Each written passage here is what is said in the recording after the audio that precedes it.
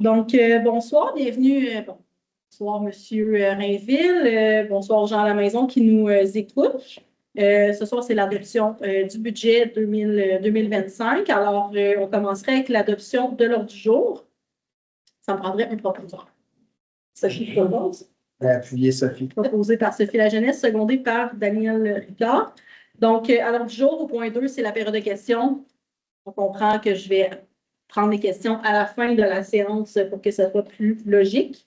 Alors, on commencerait tout de suite avec le point 3 qui est la présentation et suivant la présentation, l'adoption du budget 2025. Alors, je vais y aller rondement. Je voudrais, avant de présenter le budget, je voudrais revenir un peu sur le budget 2024. Moi, aujourd'hui, avec le Conseil, on est très fiers du budget qu'on vous présente en 2025. C'est un budget qui est beaucoup plus positif, plus intéressant que celui qu'on avait eu en 2024 pour plusieurs raisons que vous allez voir quand on va le présenter.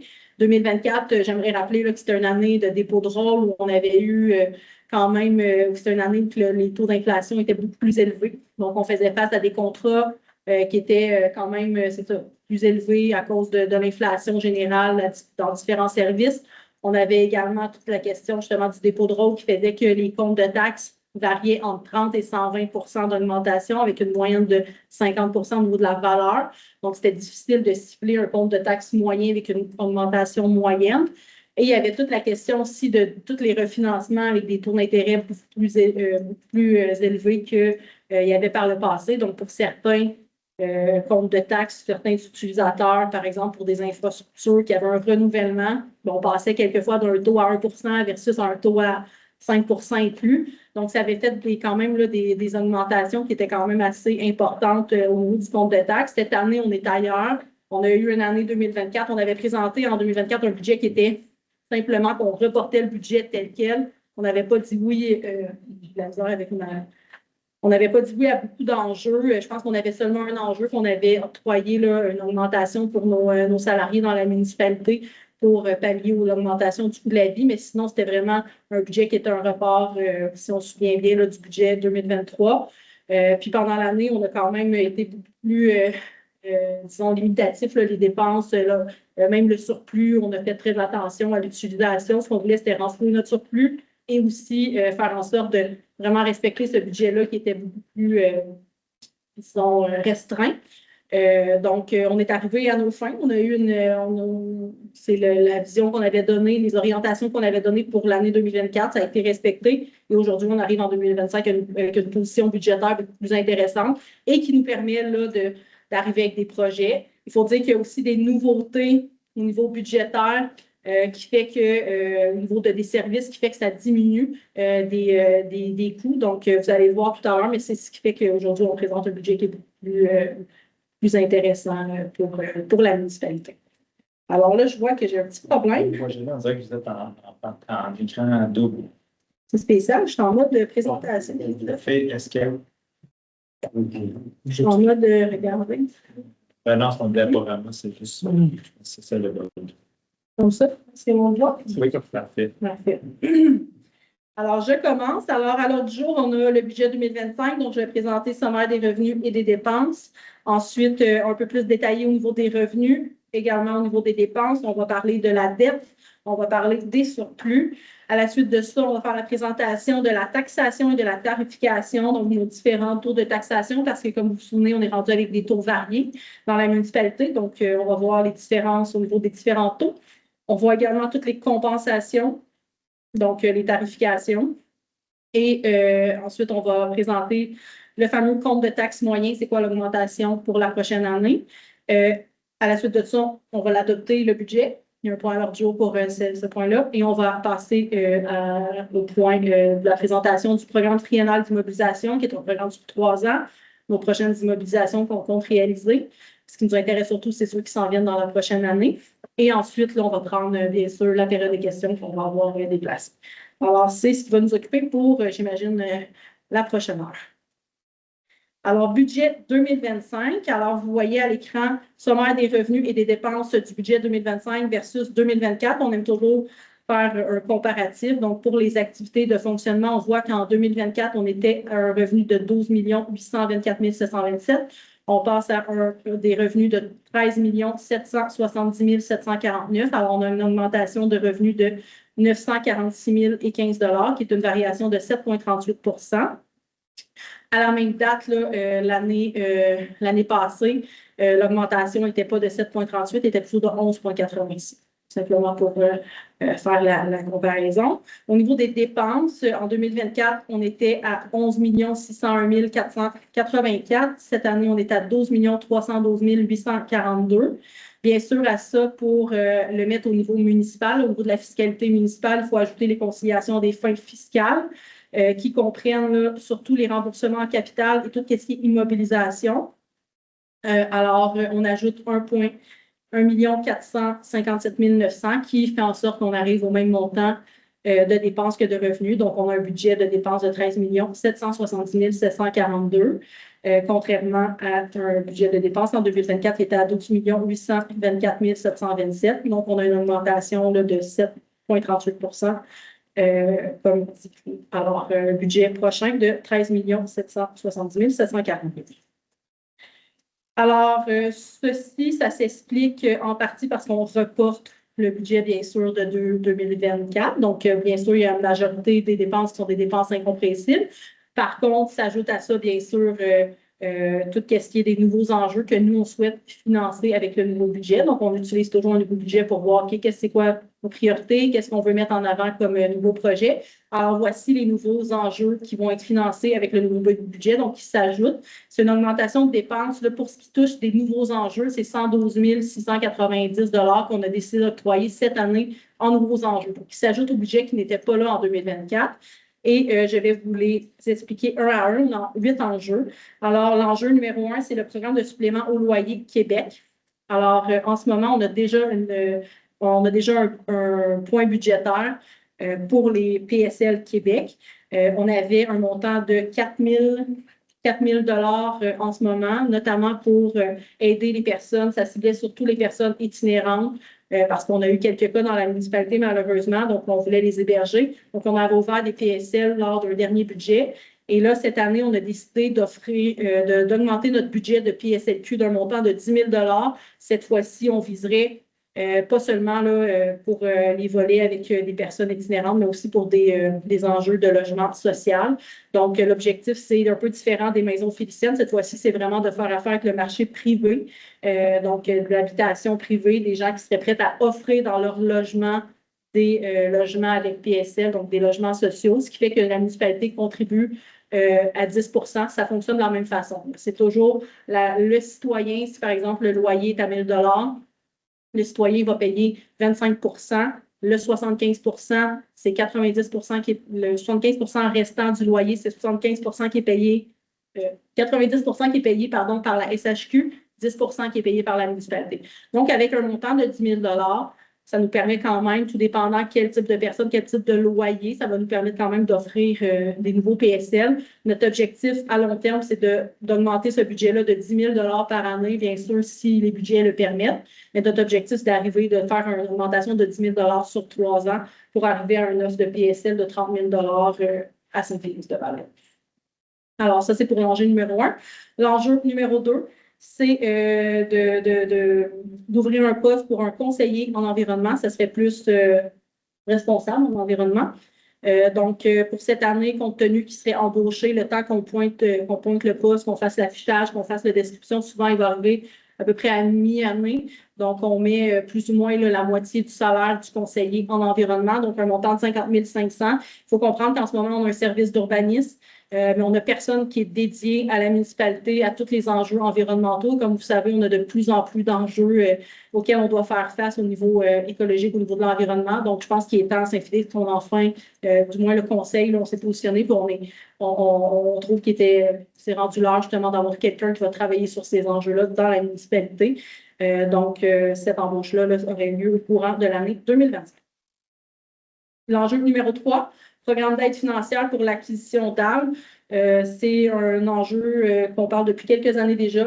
Bon, malheureusement, l'année passée, on n'avait pas pu le mettre en place. Cette année, on a décidé d'octroyer 5 000 $ pour ouvrir un programme pour aider les gens à mettre des arbres sur leur terrain. Donc, il y aurait un programme qu'on va annoncer au courant de 2025. Le comité d'environnement va travailler sur ce programme-là et il sera annoncé au courant de l'année. Donc, on veut réserver un 5 000 pour permettre aux gens de financer l'acquisition d'arbres pour faire en sorte qu'il y ait plus de verdure dans la municipalité sur les terrains des gens. L'enjeu numéro 4, c'est une acquisition baril récupérateur d'eau. Donc, on a un 3 065 d'enjeu budgétaire pour offrir des barils récupérateurs d'eau comme on a déjà fait par le passé à la journée de l'arbre. Alors, un peu le même principe, là, les gens paieraient, ça serait comme subventionné à 50 le baril. Donc, il y aurait une partie qui serait payée par les citoyens, une partie qui serait financée par la municipalité. L'objectif, c'est de faire de l'arrosage avec nos terrains avec ces barils-là qui récupèrent l'eau. Donc, c'est des enjeux environnementaux.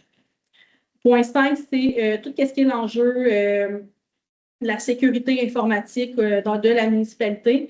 C'est un enjeu qui n'est pas récent. Dans le fond, on y répond déjà. C'est simplement que l'année dernière, comme on avait un budget un peu plus difficile, on avait décidé de prendre ce 21 000-là dans les surplus budgétaires pour répondre aux besoins de sécurité informatique.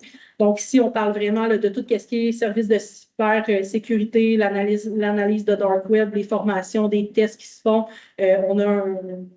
On fait affaire avec une firme, là, je pense que c'est via la Fédération québécoise des municipalités, qui gère vraiment tout ce qui est la cybersécurité. Il y a différentes plateformes aussi pour les signatures, pour s'assurer aussi au niveau de toute la gestion des mots de passe dans la municipalité et les licences VPN. Donc, on avait un enjeu budgétaire de 21 000 qui était déjà répondu. C'est simplement que là, on veut l'introduire dans le budget. C'est une dépense de fonctionnement, on comprend. Là, donc, on voulait le faire dès l'année passée pour répondre à l'enjeu de la sécurité informatique, mais là, c'est tout à fait logique de l'envoyer dans les dépenses de fonctionnement. Publicité, point 6, c'est 4 125 $. On veut venir répondre à différents enjeux de publicité. En ce moment, on a de plus en plus de projets. Ces projets-là nécessitent des enseignes, de l'affichage et malheureusement, en ce moment, avec le budget qu'on avait au niveau des communications, on n'arrivait plus à répondre à tous les projets qu'on crée, donc qui génèrent des enjeux budgétaires pour l'ajout d'enseignes de publicité. Donc, on a un petit 4 125 $ là. Comme vous voyez, c'est des petits montants un peu partout. À la fin, ça fait un 112 000 $. L'enjeu numéro 7, bonification de la trousse d'accueil. On voulait mettre un 3 000 $ dédié pour offrir un accueil plus chaleureux à nos nouveaux commerçants dans la municipalité et nos nouvelles entreprises. Depuis quelques années, on a une trousse d'accueil pour les nouveaux citoyens de Saint-Félix. On les accueille avec un petit certificat cadeau pour acheter un arbre à la pépinière, une lettre de bienvenue, le guide citoyen. On pense que c'est important de bien accueillir les nouveaux Féliciens, les nouvelles Féliciennes. Par contre, on n'a rien pour accueillir nos nouvelles entreprises qui viennent investir dans la municipalité. Et l'enjeu est d'autant plus important depuis qu'on a perdu la Chambre de commerce dans la municipalité. Il y a un lien privilégié, il y a un lien qui est important qui s'est perdu aussi. Donc, on veut refaire ce lien-là avec nos entreprises dans la municipalité. Puis on pense que juste d'aller voir les entreprises qui s'installent sur le territoire pour leur dire qu'on est là à la municipalité, partager avec eux, puis de leur dire un bienvenue. Donc, ça permettra de faire une petite acquisition de plantes, de remettre à l'entrepreneur quand il va arriver sur le territoire. Alors, voilà, un 3 000 pour cette bonification de la trousse d'accueil. Et le dernier point, et non le moindre, c'est l'enjeu numéro 8, qui est le portail citoyen et la refonte du site Internet. Ça fait plusieurs années que c'est un enjeu qui revient au budget. Et cette année, on va enfin arriver à le faire. Tout le site Web, ce n'est pas un site, bien sûr, il est intéressant. Par contre, il doit être changé parce qu'il n'est pas fonctionnel pour le citoyen. En ce moment, comment il est fait? C'est qu'il est fait pour fonctionner sur le modèle de la structure de l'organisation. Donc, les recherches ne sont pas toujours, je cherche le terme pour user-friendly, optimal, disons facilitantes. Les recherches ne sont pas facilitantes pour le citoyen. Quand on arrive sur la plateforme, ce qu'on voit, c'est pas ce qu'on veut, c'est plutôt il faut trouver, chercher, faut penser où est-ce que je pourrais trouver l'information. Donc, on veut aller vers une plateforme qui va plus être familière pour les gens. Puis aussi, cette plateforme-là, ce ne serait pas seulement un site web, ce serait aussi une plateforme numérique. Donc, que les gens vont pouvoir avoir sur leur cellulaire. Ça va être beaucoup plus facile. Donc, maintenant, il y a des possibilités de faire ces liens-là. Alors, on a un enjeu budgétaire de 16 000 pour faire la refonte du site web puis avoir le portail citoyen qui va permettre d'avoir un accès beaucoup plus facile pour le citoyen à toutes les informations qu'on a besoin dans la municipalité. Alors voilà, ça fait le tour pour les enjeux qui se sont ajoutés à notre budget 2025 qui sont financés par le budget. Je vais prendre une petite gorgée. Et on va aller à la ventilation des revenus. Alors, sommaire des revenus, je vais vous présenter 2024-2025, les variations. Alors, au niveau des revenus de taxes, donc on parle de tout ce qui est taxes foncières, la police, compensation et toutes les taxes de secteur. On était en 2024 avec un 10 626 559. En 2025, on a 11 millions, on prévoit 11 119 908 de taxes. Donc, c'est une augmentation positive là, de 493 349 pour une variation positive de 5 %. Alors, on a également, bien sûr, d'autres revenus que des taxes. On a des compensations tenant lieu de taxes. En 2024, on en avait pour 212 400. On est rendu à 262 200. Donc, une augmentation de plus ou moins 50 000, donc 23 % d'augmentation. Bien sûr, tout ce qui est le paiement de taxes, on sait que c'est ce que les écoles, le bureau de poste nous retournent en taxes parce qu'ils ne payent pas de taxes. C'est plutôt des compensations qu'ils nous renvoient. Pour ce qui est des revenus de sources locales, donc on en avait pour 1 087 162 en 2024. On prévoit 1 246 406 en 2025 pour une variation de 159 240, donc une augmentation positive de 15 %. Tout ça est dû là, en partie, là, on vient viser des aspects, ceux qui sont les plus majeurs. Au niveau du revenu de camp de jour et des inscriptions au cours, on les met ensemble, mais on passe de 125 000 à 192 000 pour les deux prévus. On a augmenté la tarification du camp de jour. On est passé de 85 à 90, donc une augmentation de 5 $. Et on a aussi plus d'inscriptions au niveau des cours, donc plus de revenus de cours prévus. Donc, quand même, 54 % d'augmentation juste pour ces deux aspects-là. Au niveau des droits de mutation, en 2024, on avait budgété 550 000.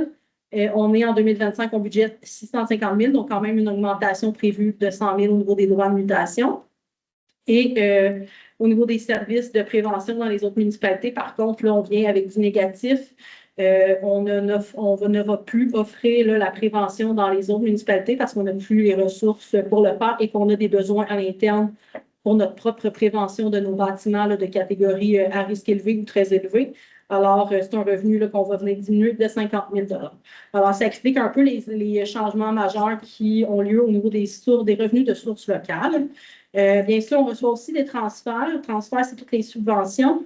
Alors, en 2024, on en recevait pour 898 606.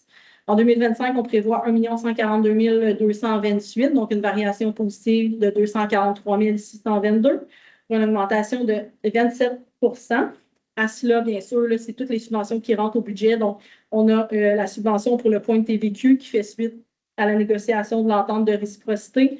Donc, on sait qu'on avait négocié là, un point de pourcentage de TVQ, ce qui fait qu'en 2024, on recevait 359 487. Et comme ça augmente toujours la TVQ, et que ce pourcentage-là est exponentiel, on est rendu à 518 756 qu'on peut recevoir pour 2025.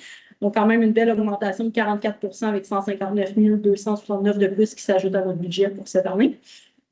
Au niveau de la subvention PAVL Saint-Norbert, on a un 67 418 qui s'est ajouté pour 2025. Et subvention SHQ, alors on avait un 8 000 en 2024 que l'on n'a plus pour ça. Dans le fond, c'est un vieux résidu d'une subvention. Avant, on avait un programme Rénovation Québec. On faisait affaire avec le programme Rénovation Québec pour la rue principale. Et c'est un dossier qui date de 2022, mais que dans le fond, le dernier paiement a été réalisé en 2024. Donc, c'est un 8 000 qu'on avait en 2024 qu'on n'aura plus en 2025 parce que les dossiers sont terminés. Juste la petite puis l'IRS, je fais dedans. C'est un transfert.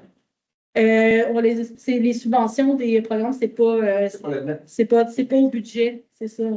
C'est pas dans ceux-là. Mais c'est juste qu'on a fait ça. Mais il y en a qui ne se retrouvent pas les intérêts. Oui, c'est ça, c'est les intérêts. OK.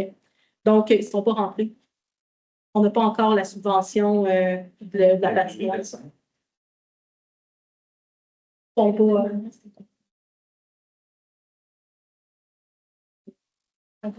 C'est ça, c'est ça, pour ça que je disais ça, ça ne passe pas dans le budget. OK. Ça ne passe pas dans le budget de fonctionnement. Non, c'est dans les immobilisations. Alors, au niveau, si on fait la ventilation des revenus, alors en 2024, là, on voit un peu, c'est juste pour visualiser, là, c'est un peu ce que j'ai explosé en données qu'on voit en images. Alors, on voit qu'en 2024, on avait plus ou moins 83 qui étaient des revenus de taxes. On est rendu à 81 ce qui fait qu'on a un peu plus reçu d'autres ressources de revenus, comme des transferts qu'on a augmenté de 1 les sources locales aussi, on a augmenté de 1 qui est détonnant lieu de taxe, ça varie. C'est d'une année, je vous dirais que le portrait est pas mal toujours le même. Ça varie de 1 de plus, de moins, puis ça peut être l'année suivante, ça peut être les taxes qui augmentent, puis fait que c'est variable d'une année à l'autre, mais je vous dirais que quand on regarde les années précédentes, quand on regarde même notre profil financier puis nos rapports financiers, on est pas mal, c'est pas mal au niveau des taxes, on est autour de 80 Notre source de revenus principale, c'est les taxes autour de 80 dans la municipalité. Maintenant, au niveau des dépenses, alors, ventilation des coûts par département. Je vais également passer de 2024 à 2025. Je vais surtout viser ceux qui sont les plus frappants comme pourcentage. Alors, au niveau de l'administration générale, on est passé de 1 606 450 de 2024 à 1 696 371 en 2025. C'est une augmentation positive de 89 000 Alors, 6 c'est surtout dû d'en faire des augmentations normales au niveau des salaires, au niveau des coûts, donc des dépenses incompressibles.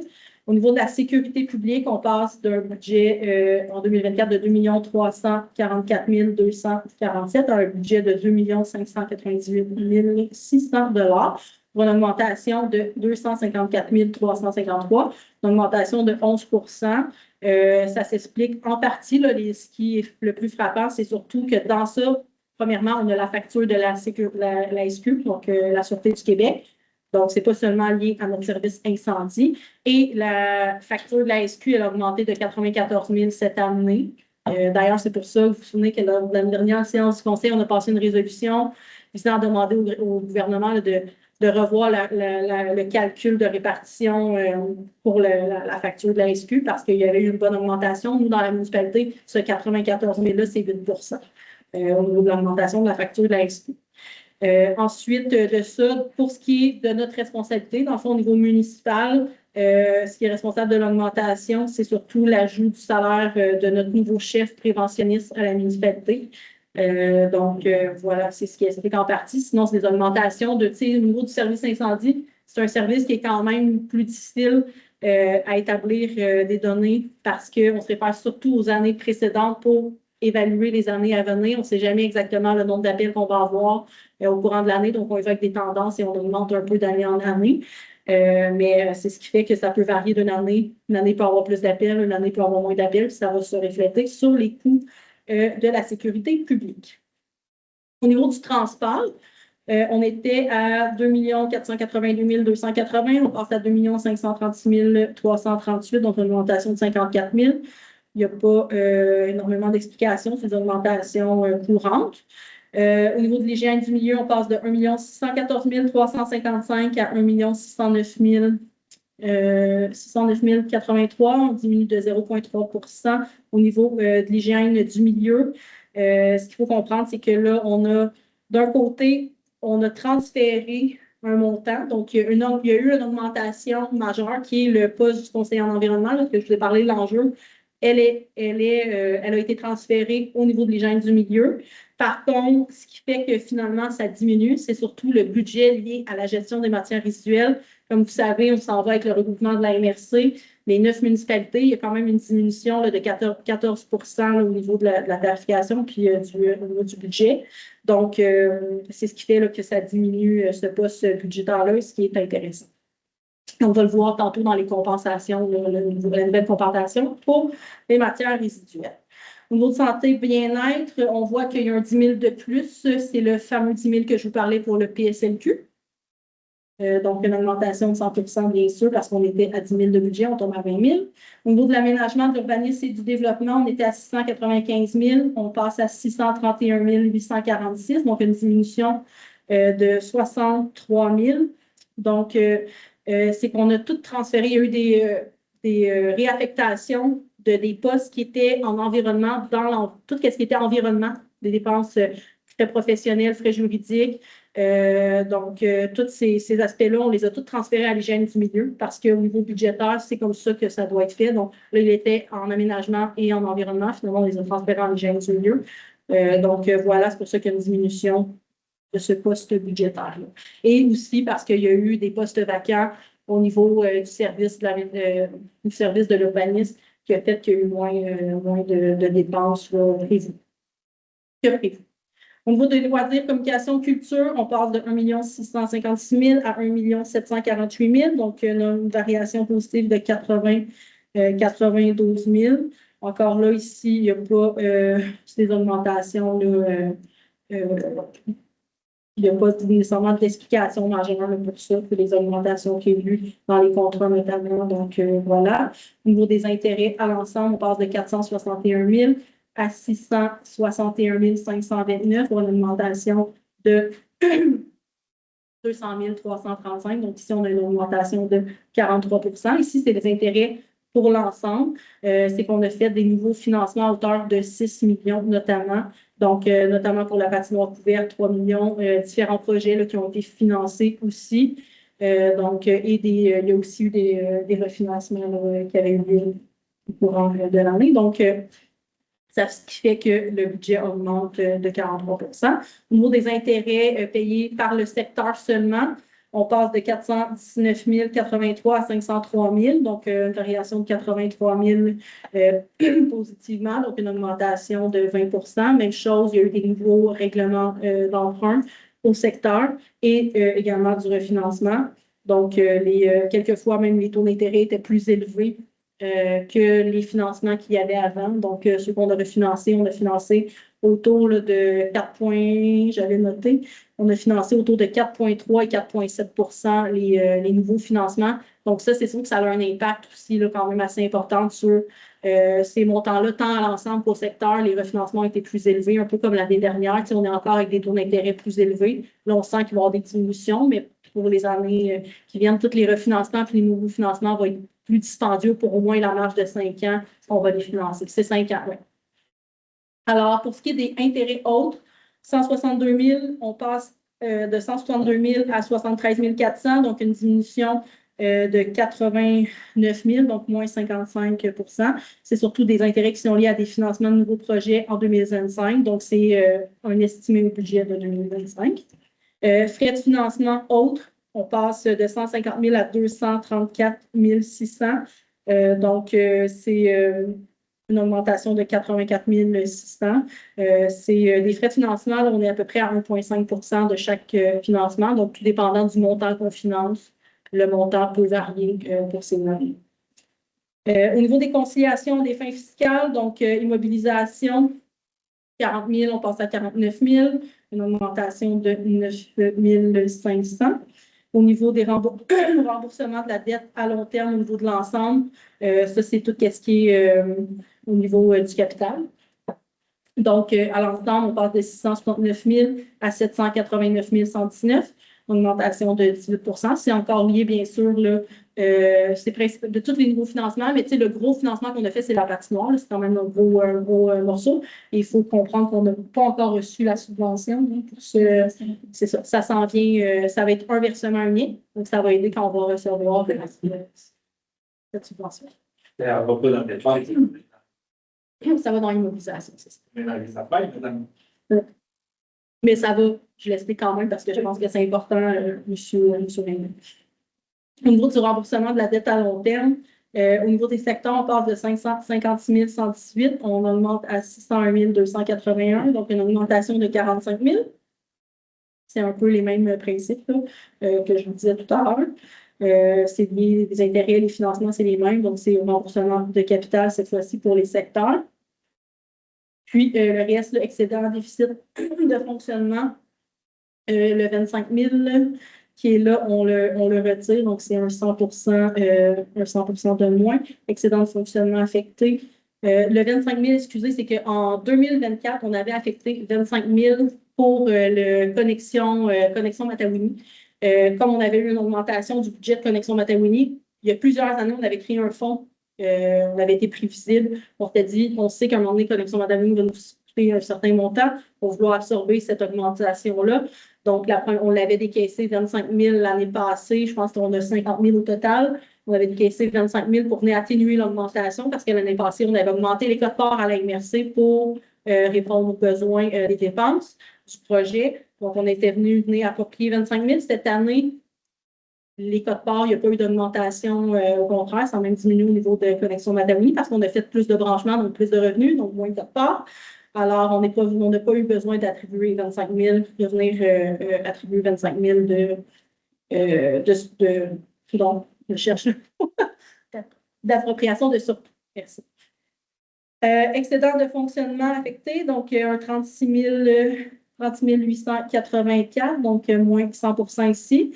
Et montant pour voir dans le futur, 20 000, on a un 20 000 en 2025, c'est le dernier. Dans le fond, on met depuis, ça fait combien d'années qu'on met?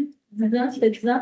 Depuis 10 ans, on a une obligation, on a le garage municipal qui est l'ancienne caserne, compte tenu qu'il y a des risques de l'amiante, on a une obligation de faire une prévision pour le jour où on va le débâtir, le rénover ou peu importe. Il va y avoir des coûts supplémentaires, donc on doit mettre 20 000 par année pendant 10 ans.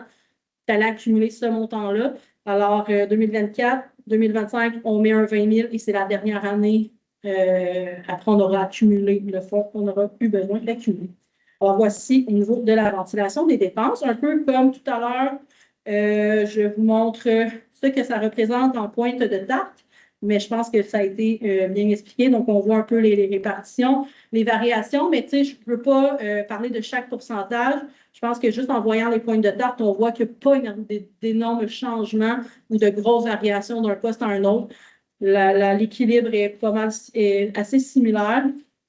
Donc, pour l'instant, je pense que c'est simplement pour vous montrer l'image, parce qu'on dit qu'une image, ça vaut 1000.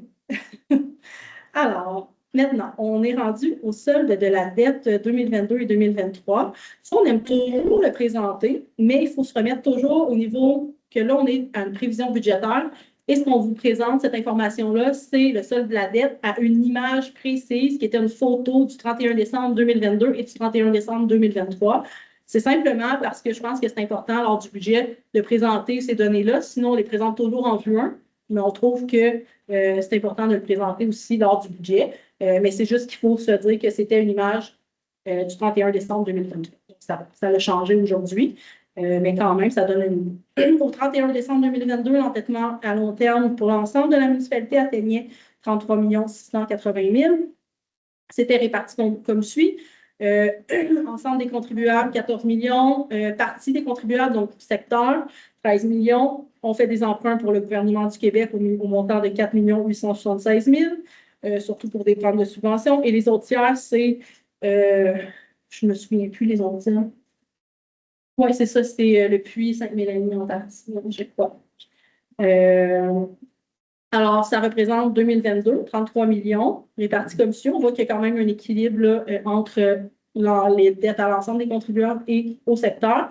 Au 31 décembre 2023, l'endettement à long terme pour l'ensemble de la municipalité atteignait 32 862 900 répartis comme suit. Donc, cette fois-ci, on était à 14 840 000 pour l'ensemble des contribuables. Puis, on était au niveau des secteurs à 13 195 000.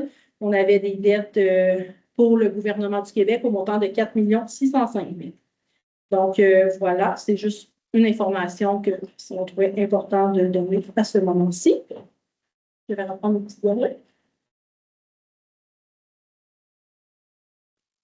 Alors, une autre information qu'on n'emmenait pas, je pense, on n'avait pas emmené ce visuel-là, on trouvait intéressant. C'est surtout des données qui permettent de visualiser la dette versus le budget. Et ensuite, la dette complète versus la dette juste à l'ensemble versus le budget.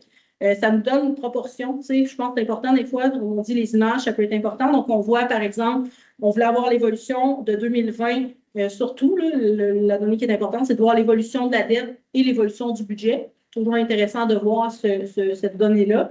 Alors, de 2020 à 2025, on voit l'évolution, par exemple, en jaune, là, la ligne orange, dans le premier tableau, c'est le budget. Donc, on voit que le budget, là, il y a une tendance assez, la montée est assez égale et stable.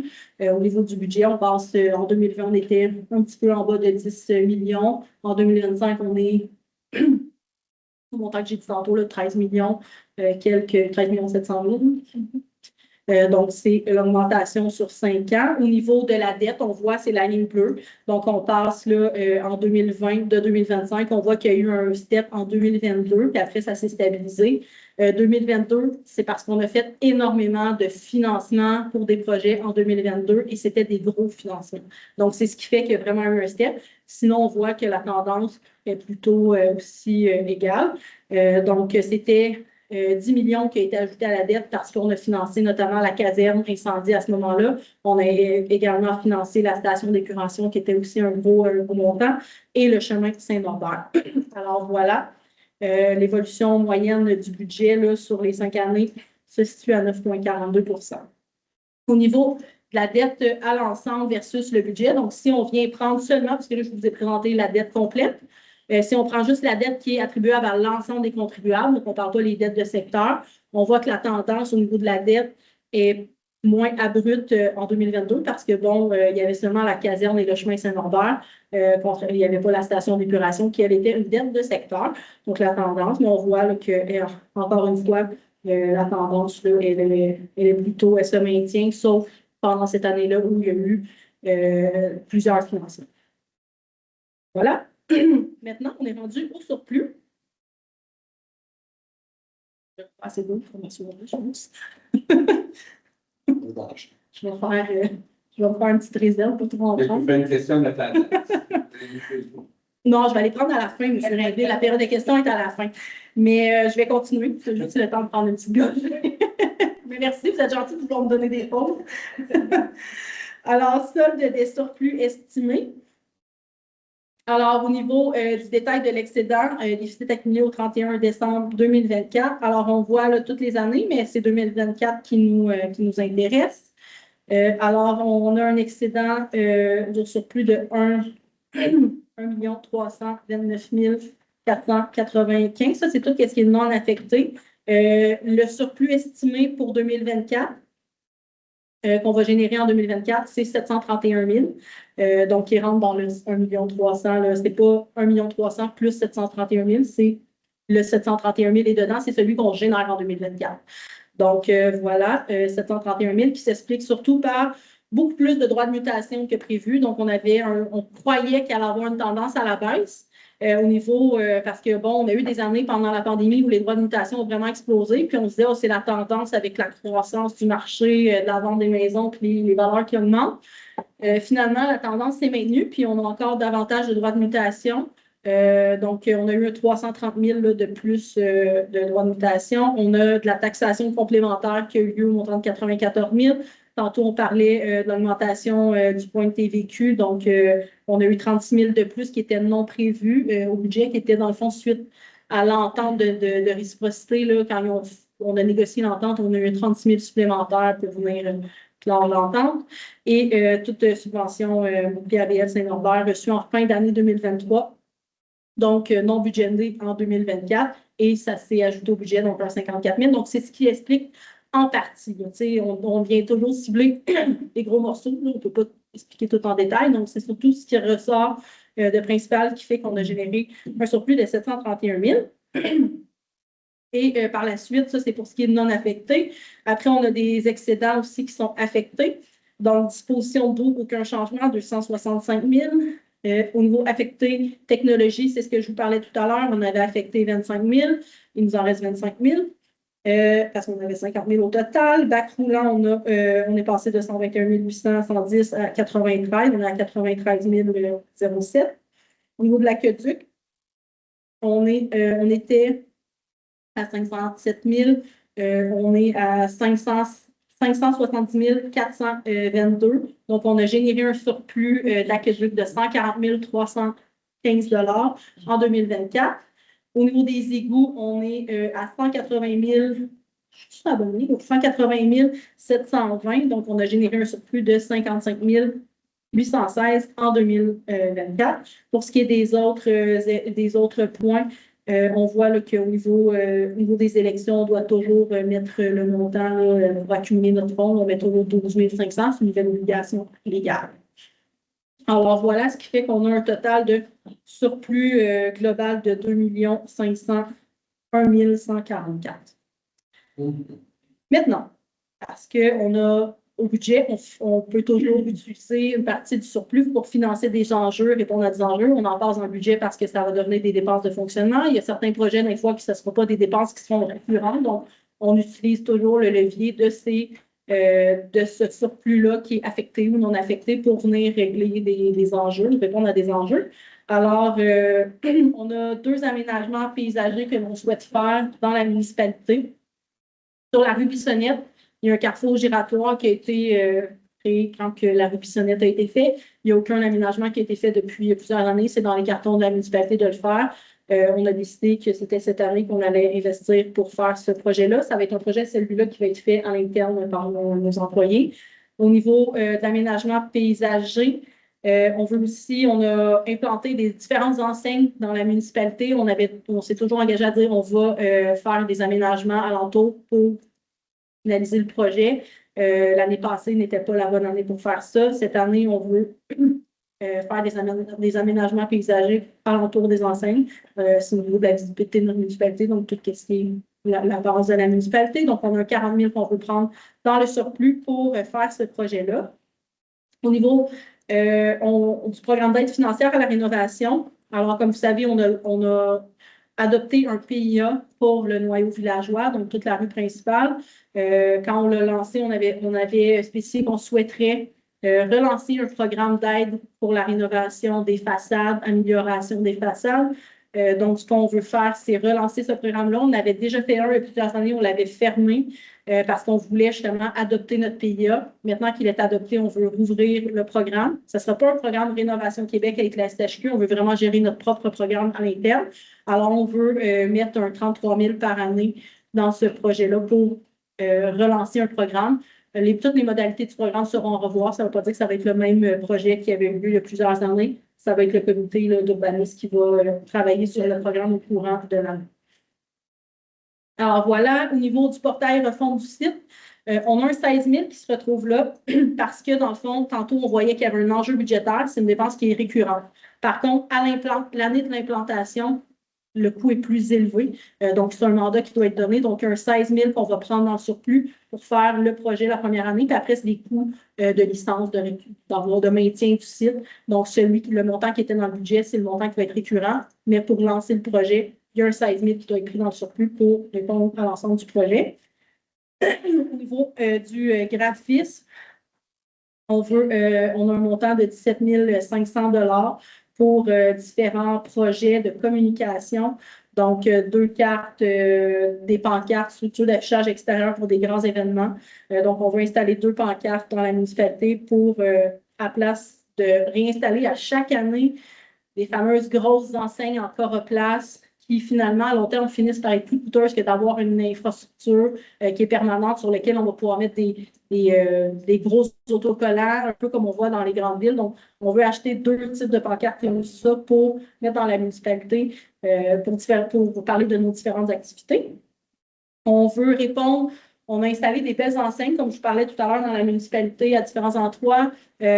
Vous remarquerez que sur ces enseignes-là, il y a des espaces carrés qui sont vides, notamment là, si vous allez à la halte des jardins, juste à la lumière, vous allez voir qu'il y a un beau carré qui est vide. C'est qu'il doit y avoir des cartes du réseau cyclable de la municipalité qui n'ont pas encore été réalisées. Parce que, bon, la carte, premièrement, on sait qu'on développe beaucoup nos pistes cyclables. On voulait attendre que le réseau soit assez finalisé pour venir récréer la carte. Donc là, maintenant que le réseau est assez complet, on veut faire ces cartes-là. On a également toute une campagne, comme je vous l'avais déjà annoncé lors du déjeuner causerie, on veut adopter un règlement. On se risque de déposer la motion en janvier pour diminuer tous les secteurs résidentiels à 40 km/h. Quand on fait ce type de changement-là, bien sûr, il faut avoir une campagne pour annoncer la diminution, le changement. Donc, un peu comme c'est vu dans différentes villes, il y a eu des enseignes qui ont été créées pour annoncer, il y a eu du graphisme, il y a eu des campagnes publicitaires. Donc, tout ça, on souhaite que cette campagne-là soit réalisée. Et on doit aussi, pour répondre à nos partenaires de la patinoire, quand on a fait des commandites, on a des gros commanditaires, on a de patinoire, on a des engagements dans les ententes de commandites qu'on devait mettre les enseignes. Ça, non, je pense que je me trompe. Celle-là, elle est mise. Ce qu'on doit faire, c'est le nom de la patinoire. Merci, Mathieu. C'est parce qu'en te regardant, je me suis mélangée. Avec les logos. Avec les logos des entreprises. Donc, nos deux principaux partenaires, Desjardins et Plastique GPR, auront aussi leur logo. Donc, voilà tous ces projets-là dont je viens juste de parler, qui rentrent dans le point graphisme. On estime un montant de 17 500 qu'on veut faire et qu'on va prendre dans les surplus. On a de l'achat de nouvelles caméras de sécurité qu'on veut installer au centre Pierre d'Alcourt et au parc Pierre d'Alcourt au montant de 11 000. On avait répondu à cette demande-là lors du dernier budget avec quelques caméras qui devaient être installées au centre Pierre d'Alcourt. Il y a des enjeux là, au niveau du fournisseur. Ça n'a pas encore, je pense que ça n'a pas encore été tout à fait installé, mais on souhaite quand même, notre objectif, nous, c'est d'assurer la sécurité. Quand on a des enjeux, la SQ nous répond toujours si je n'ai pas de preuves, si je n'ai pas de visuel, on ne peut pas vraiment intervenir. Donc, il faut mettre des caméras dans nos installations où il y a des problématiques. Et le centre Pierre d'Alcourt, le parc Pierre d'Alcourt, est un de ceux qui a le plus de problématiques, notamment de vandalisme. On a vu quand même un accroissement du vandalisme dans les dernières années. Donc, on veut s'outiller au niveau des caméras de sécurité. On va faire une acquisition de souffleuse qu'on va prendre dans les surplus, donc 5 057 $. Je pense qu'on vous en a parlé lors d'une dernière séance du conseil. C'est pour déneiger alentour de la patinoire. Donc, toutes les rafales de vent qui se fait. Donc, on veut outiller nos employés correctement. On veut faire l'animation des 3 jardins collectifs. Alors, on était la dernière fois financé par la politique familiale. C'était un projet pour la première année, ce qui était la première année d'implantation. Ce qu'on aimerait, c'est poursuivre avec l'animation avec M. Jardin jusqu'à temps que ce projet-là soit bien lancé et qu'il fonctionne bien. Alors, on veut maintenir l'animation pour l'année 2025. Donc, on a un 7 000 $ de contrat qu'on veut donner pour cette animation-là. Et on a 3 panneaux d'exposition à l'Agora de lecture. Alors, 2 500, c'est en réponse à notre politique culturelle. Ça serait le long, dans le fond, près de l'Agora de lecture. Ce qu'on veut, c'est avoir des panneaux permanents pour faire des expositions temporaires, différentes expositions d'œuvres d'art diverses, de visuels. Et ça sera par contre, c'est un montant de 2 500, mais ce qu'on souhaite, c'est aller chercher le FRR, le visuel du FRR que l'on a pour les deux à la MRC pour financer en partie ce projet-là. Donc, le coût total du projet est plus autour de 20 000, mais le coût final pour la municipalité va se tourner autour de 2 500. Alors, voilà pour les enjeux financés par le surplus. Un beau total de 142 000 qu'on viendrait approprier pour réaliser ces projets-là avec le montant que je vous ai dit tout à l'heure. Donc, ça va venir réduire le surplus. Au niveau de la taxation, on va voir maintenant taxation et tarification. Taux de taxation 2025, 100 $ d'évaluation. Alors, on commence par le résiduel qui se nomme résiduel, mais qui est dans le fond le résidentiel. Alors, le taux 2024 était à 0,4970. Le taux 2025 serait à 0,51, donc 51 sous du 100 $ d'évaluation, qui est une augmentation de 3,72 si on se fie seulement au coefficient. Pour ce qui est des 6 logements et plus, on passerait de 0,6625, donc 66 sous, à 68 sous, une augmentation de 3,71. Au niveau des TVD, donc tout ce qui est les terrains vagues desservis, on est à 0,9940. On passerait à 1,0310, donc une augmentation de 3,72. Au niveau de l'agricole, on passe d'un taux à 0,4970 à un taux à 0,5155, donc une augmentation aussi de 3,72. Et au niveau du forestier, on passe de 0,49, c'est le même que l'agricole. Alors 0,49 à 0,51 pour une augmentation de 3,72 du coefficient. Au niveau de taxation 2025, pour ce qui est des catégories d'immeubles non résidentiels, alors le non résidentiel, c'est le commercial. Et à côté, on parlera de l'industriel. Vous vous souvenez peut-être ou pas, l'année dernière, c'est l'année dernière qu'on avait introduit la différents coefficients. Donc, exactement. Donc, on a une tranche de valeur imposable pour les commerces en bas de 500 000, qui ont une évaluation foncière en bas de 500 000 et une en haut de 500 000. Notre objectif, comme vous vous souvenez, on l'avait expliqué, l'objectif, c'était de venir favoriser, du moins encourager, mettre une moins grande pression financière sur les petits commerces versus les commerces qui ont un peu plus d'ampleur, qui ont plus de capacité financière. Alors, on vient vraiment venir diviser 500 et plus 500. Par contre, il faut comprendre que le premier 500 000, même si un commerce est évalué, par exemple, à 1 million, bien, le premier 500 000 va être sous le premier coefficient. C'est à partir de la deuxième tranche, à partir du 501 000 qui va être sur le deuxième coefficient. Alors, le taux 2024 était à 0,72.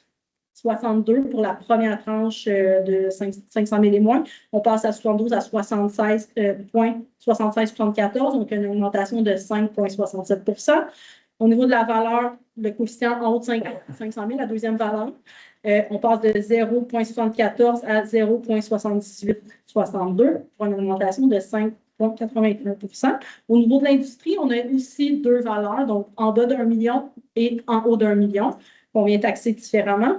Le taux 2024 pour la tranche en bas d'1 million était de 0,74. Il passe à 0,77.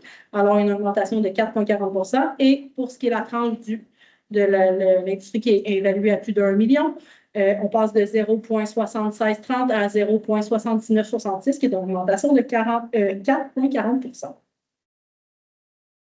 Puis maintenant, au niveau des autres taux, parce que sur votre compte de taxe, vous avez, oui, la taxation foncière, vous avez aussi la taxe de la Sûreté du Québec.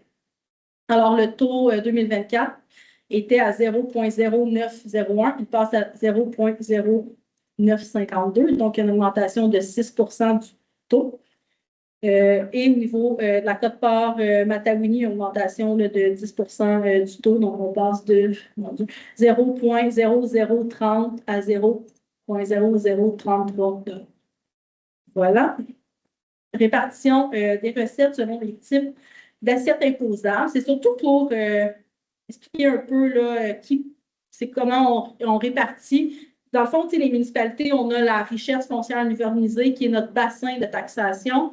Dans ce grand bassin de taxation, on a des différentes catégories que je vous ai nommées, donc résiduel qui est le résidentiel, le non résidentiel, l'industriel, le 6 logements plus, les terrains vagues desservis, le forestier, l'agricole et le TVD. Et ça, c'est notre possibilité de taxation. Maintenant, on veut, dans le fond, ce propos-là, c'est surtout de venir regarder comment on répartit la recette versus l'assiette imposable. Alors, on voit vraiment qu'en 2024, par exemple, pour ce qui est du grand bleu, donc le grand bleu, c'est où est-ce qu'on va chercher la majorité de la taxation des revenus. Alors, c'est le résiduel qui est le résidentiel. Donc, on est à 68,39 de la répartition des recettes. Donc, où est-ce qu'on va chercher ces 68 %-là? Et en 2025, on est à 67,49. Donc, il y a une petite variation, mais c'est assez minime. Donc, ce qui fait qu'il y a une petite augmentation en 2025 au niveau du non-résidentiel. Donc, le commercial va contribuer un peu plus, passe de 11,27 à 12,47. Même chose pour l'industrie, passe de 2,87 lui diminue, donc 2,87 à 2,80. Pour ce qui est du 6 logements et plus, lui, il augmente, donc 3,99 à 4,45 Donc, ça, c'est vraiment, comme vous voyez, il n'y a pas énormément de changements. C'est surtout pour montrer la répartition des recettes selon le type d'assiette imposable. Je pense quand même intéressant à voir ces données-là. Au niveau maintenant de la répartition des valeurs imposables versus les recettes, donc, c'est un peu sous le même principe. Donc, on voit, par exemple, que ça, c'est seulement pour 2025.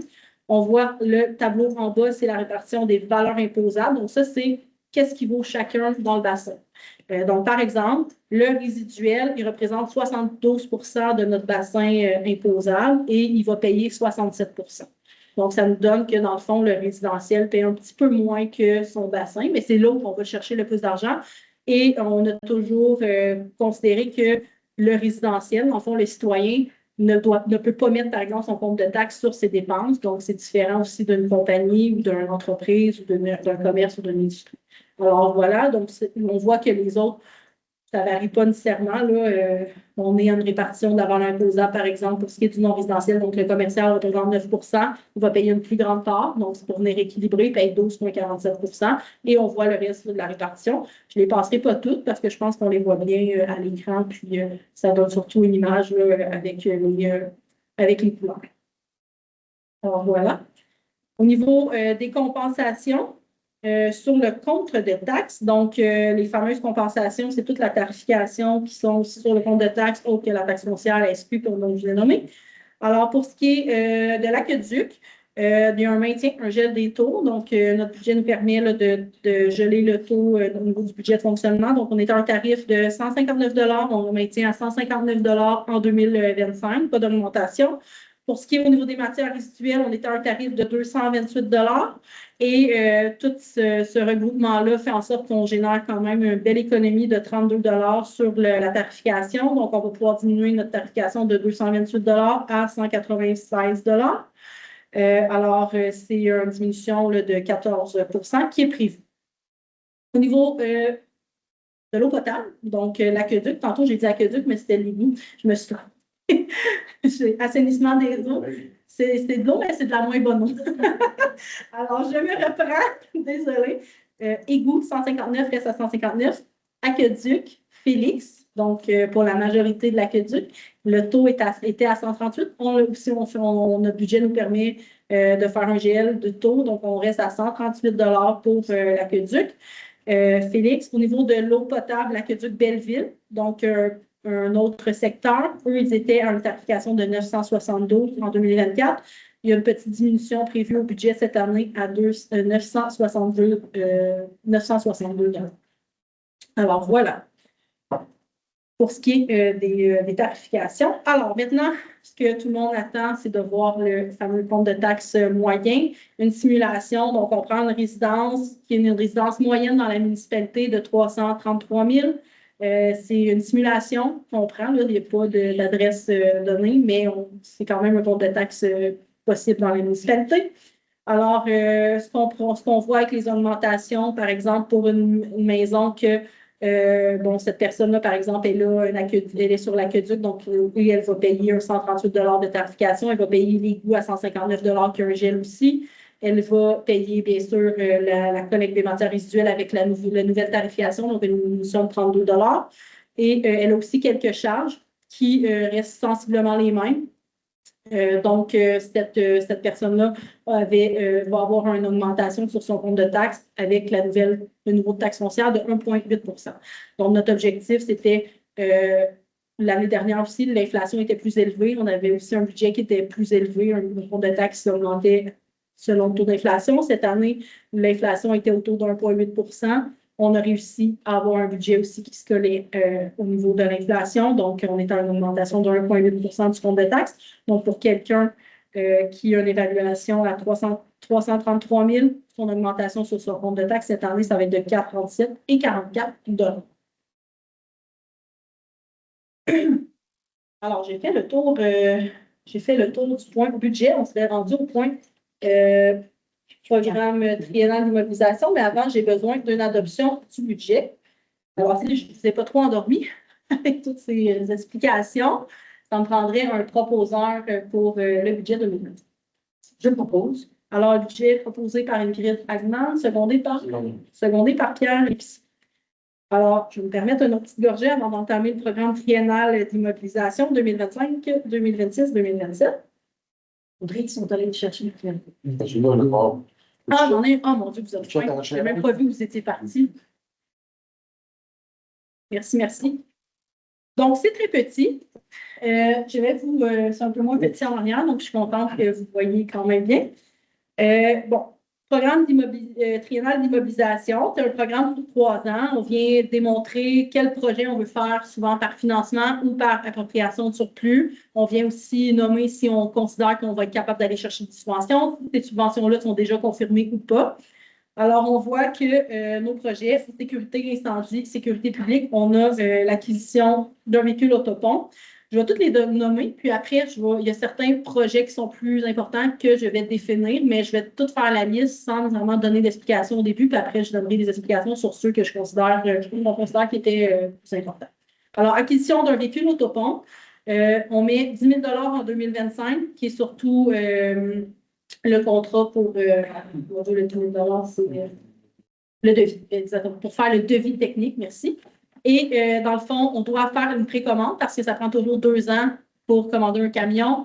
Donc, précommande et l'objectif, ça va être bien sûr de faire le règlement d'emprunt pour 2027. Fait que c'est 1 400 000 qui serait au budget en 2027, donc un règlement d'emprunt. Malheureusement, ce type d'acquisition-là n'est pas subventionné, alors c'est à la charge de la municipalité, à la charge de l'ensemble. On doit faire l'acquisition d'un véhicule. Donc, en 2025, on a mis un estimé de 50 000 on a un nouveau chef à la prévention. Cette personne-là doit avoir un véhicule pour aller faire le porte-à-porte dans toutes les résidences de catégorie. C'est vraiment la personne qui fait les catégories élevées, très élevées. Et il faut comprendre que tous les bâtiments agricoles s'est ajouté dans les dernières années au niveau du schéma. Donc, beaucoup de prévention à aller faire. Cette personne-là va devoir se déplacer sur le territoire. Alors, doit avoir un véhicule. On veut acheter un véhicule. On regarde pour un véhicule soit hybride ou électrique. C'est encore à regarder, mais on doit faire l'acquisition. On a mis un estimé de 50 000 pour 2025. Surtout si on va dans l'électrique, on risque d'avoir une subvention environnementale. Donc, ça fait 150 000 Pour des travaux publics, hygiène du milieu, parc industriel phase 2, on prévoit un 65 000 en 2027. C'est surtout pour des frais professionnels. On a un raccordement de la rue des Chasseurs et de l'avenue Emery. J'ai une fiche explicative, donc je vais juste simplement dire qu'on a 294 000 de prévus en 2025, qu'il y aura une dette de secteur montant de 147 000 et une dette à l'ensemble du même montant, donc 147 à l'ensemble, 147 au secteur environ pour ce raccordement-là. On a un projet de traitement de surface pour le rang Frédéric et le raccordement Saint-Pierre, donc notamment en 2026 et en 2027. Donc, un montant de 324 214 en 2026, 298 200 en 2027. C'est le même type de projet qu'on a fait dans le chemin de la Pointe-à-Roville. Donc, c'est, on ne peut pas dire asphalte économique, c'est vraiment traitement de surface. Donc, c'est un autre type, c'est une différente façon de faire de l'asphalte. Rang Frédéric en s'en allant vers Sainte-Élisabeth et raccordement Saint-Pierre en s'en allant aussi oui, c'est rang Frédéric entre les deux là. Point suivant, la fameuse réfection de la rue principale. Alors, 2025, on prévoit des frais professionnels montant de 176 000. 2026, on souhaite arriver à faire notre première phase. Là, je tiens à faire un gros bémol, c'est toujours conditionnel à ce que le ministère des Transports soit aussi au même niveau que nous dans l'échéancier.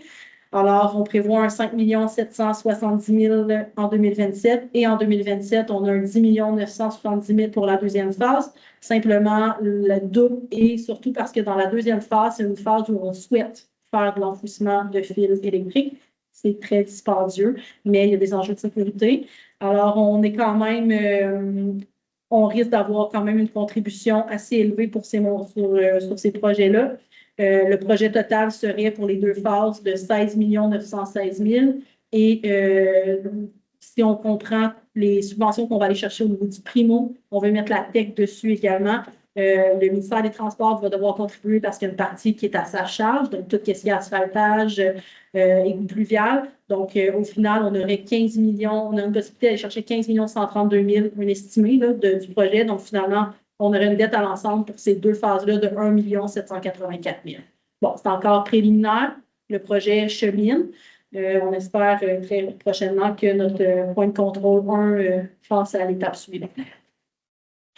Pour PAVL 2025, chemin de Rivière-la-Somme, on avait déposé pour le chemin de la Rivière-la-Somption, premier Castel-Île, chemin de la ligne Sainte-Cécile et le chemin Sainte-Cécile, le premier Ranzé et le portail. On avait déposé au PAVL il y a quelques mois pour avoir ces projets-là subventionnés. C'est tous des projets qui, quand on demande au PAVL, c'est un programme de subvention du ministère du Transport. Et c'est tous des projets, dans le fond, qui ont été identifiés au PIRM, qui est un plan que le gouvernement nous a demandé de faire au niveau de la MRC. Donc, c'est tout identifié, c'est des chemins prioritaires, non prioritaires, mais qui doivent être qui sont identifiés quand même. On en a pour 9 125 000 en 2025 pour tous ces projets-là qu'on souhaitait faire en 2025.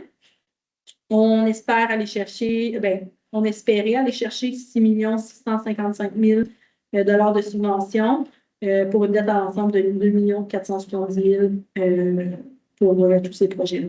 J'ai une fiche explicative, donc je vais aller un peu plus vite. Je n'expliquerai pas tout de suite l'ensemble du projet pour ça.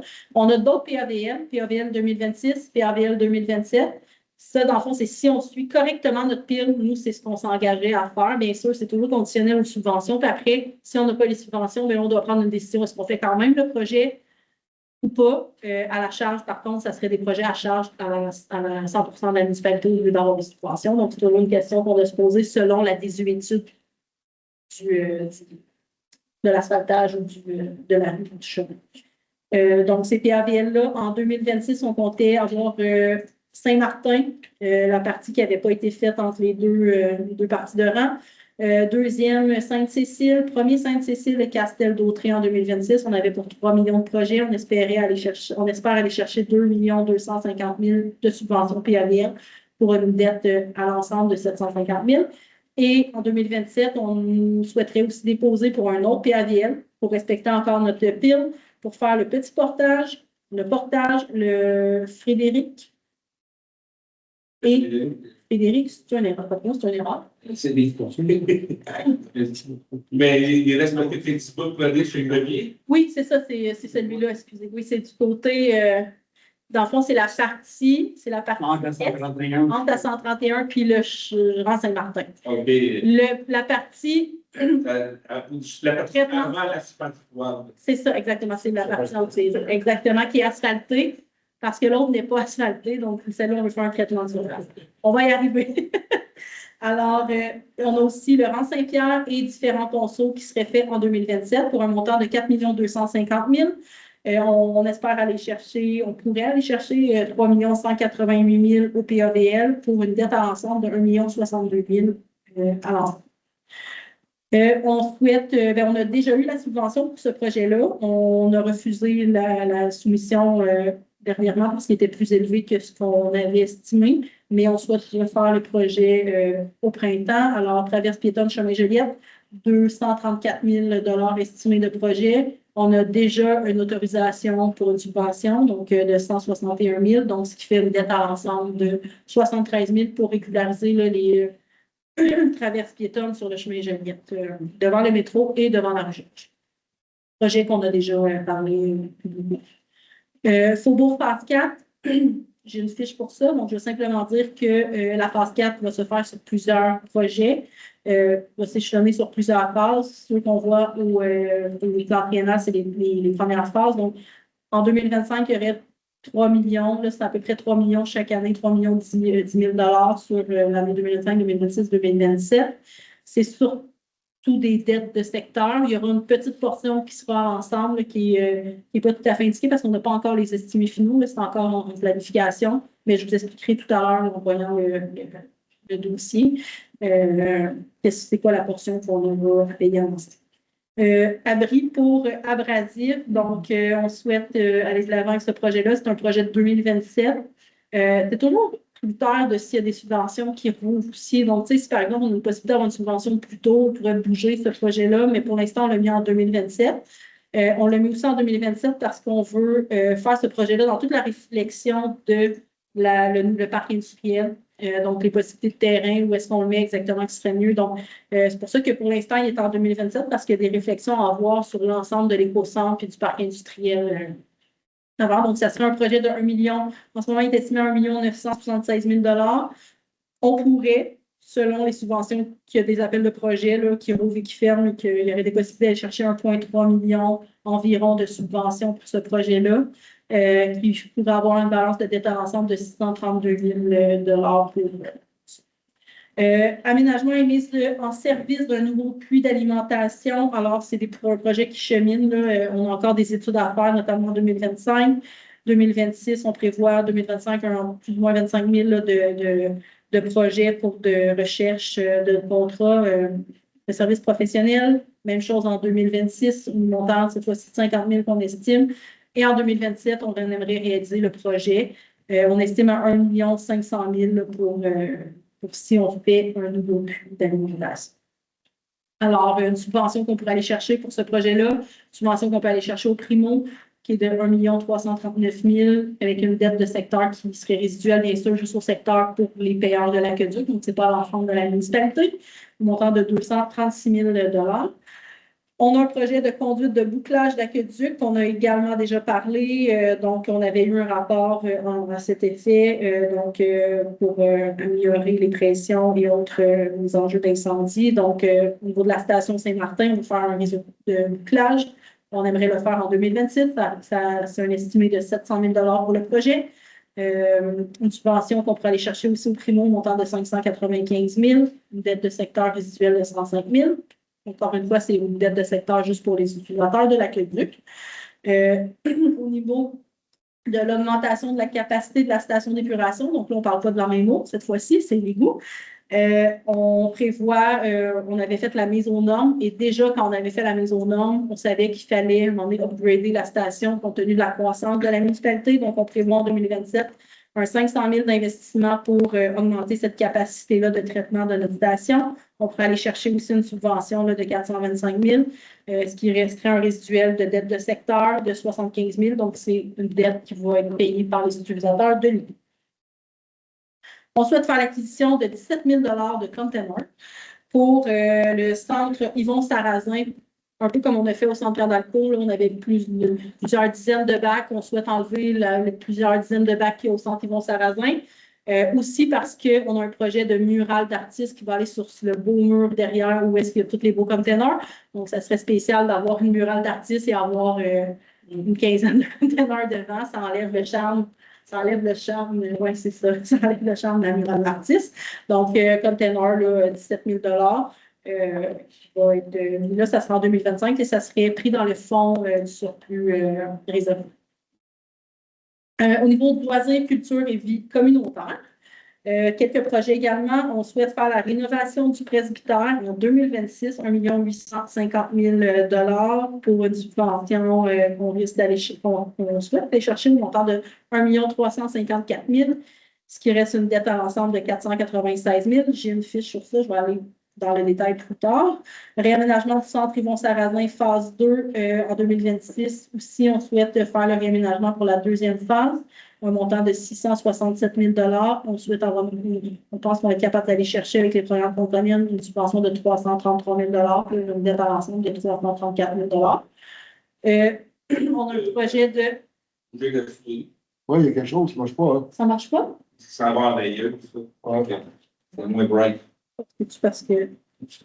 Là, c'est que ouais. Ben oui, c'est spécial. Merci de me le dire. Ah! Merci. Mathieu, c'est notre sauveur. Parfait, j'en profite pour prendre une gorge. Je suis correct d'après moi jusqu'à la fin. OK, tu veux savoir si j'ai fini bientôt? Non, mais le dossier, c'est oui. Ça s'en vient, ça s'en vient. On est rendu à la fin pratiquement. Alors, réfection de terrain de tennis, aménagement de surface de décaqué. On est aussi une relocalisation des terrains de basket. Donc, on a un 179 000. C'est un projet qui est déjà en rang.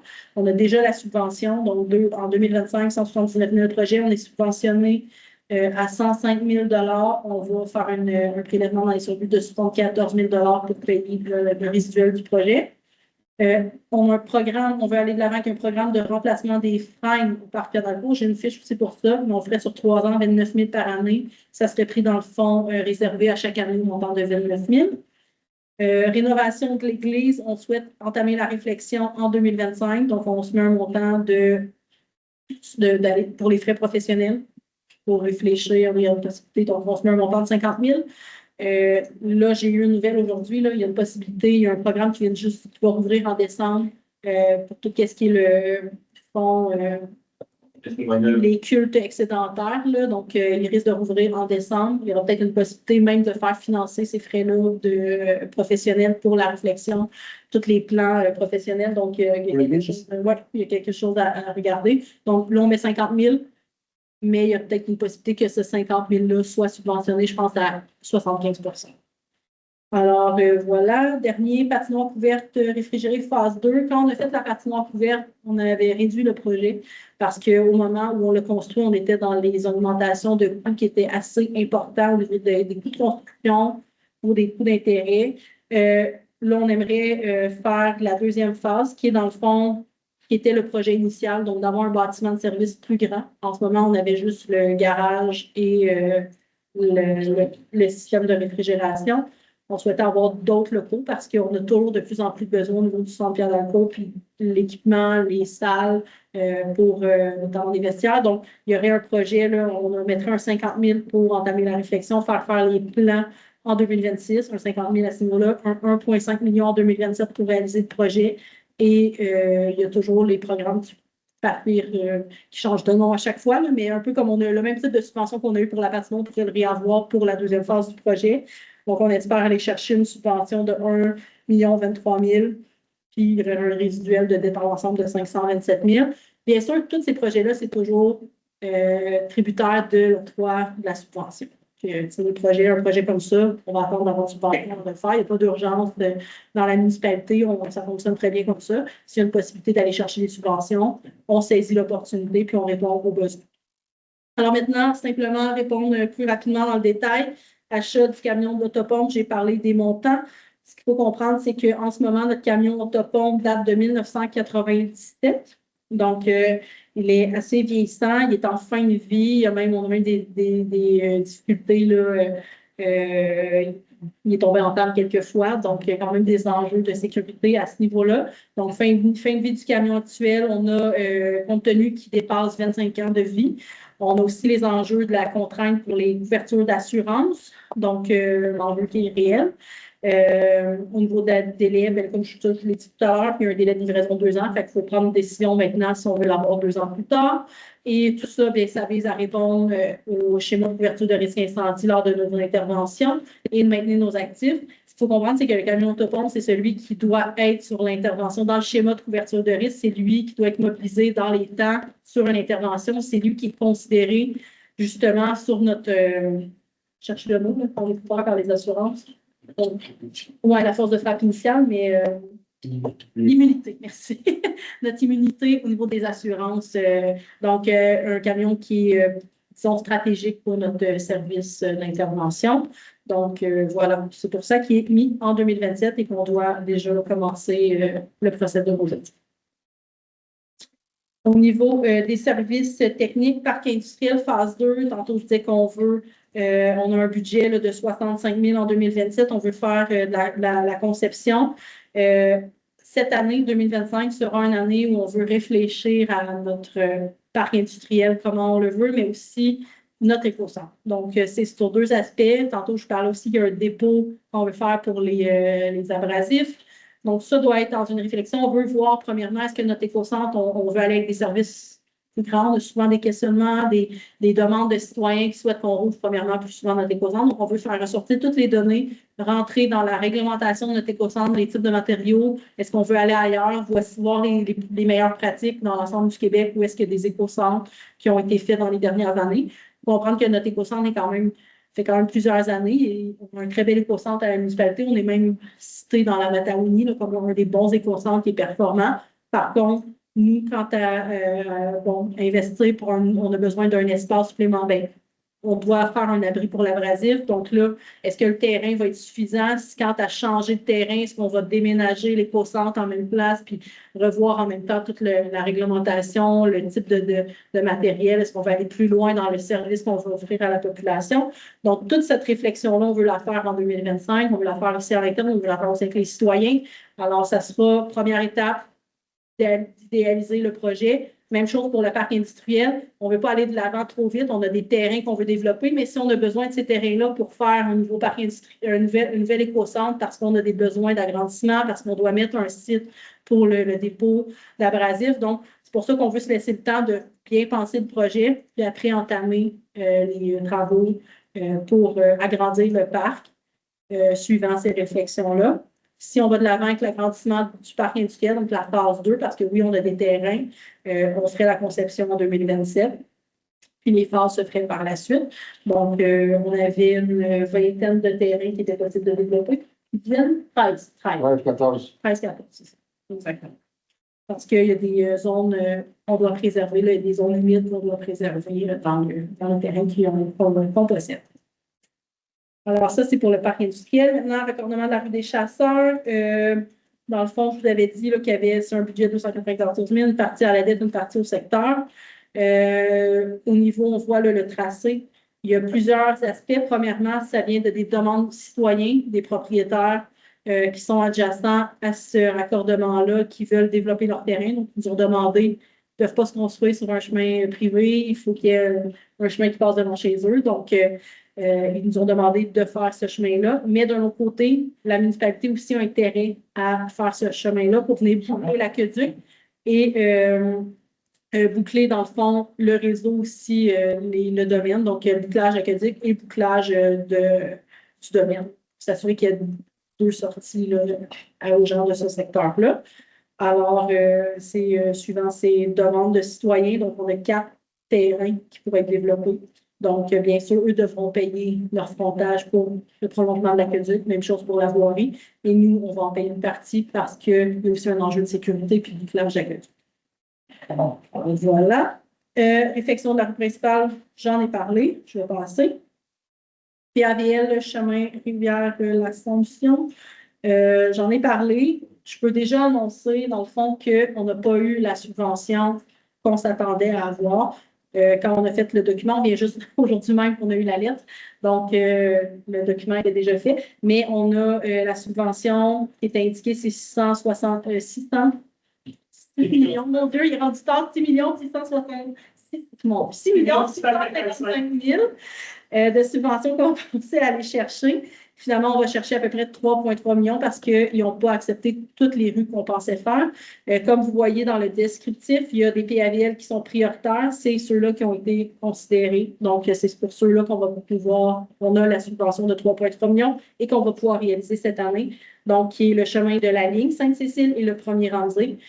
Donc, ceux qui étaient indiqués non prioritaires, EPIL, qui sont quand même indiqués dans notre plan d'intervention qui doivent être faits, mais qui ne sont pas des chemins prioritaires pour l'ensemble de la MRC.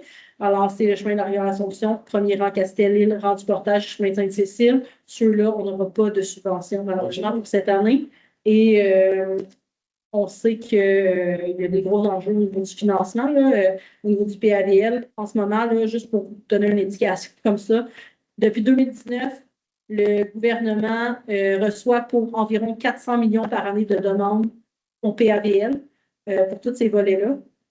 Et à chaque année, il donne à peu près pour 95 millions de subventions. Donc, ce qui fait qu'il y a du retard d'année en année.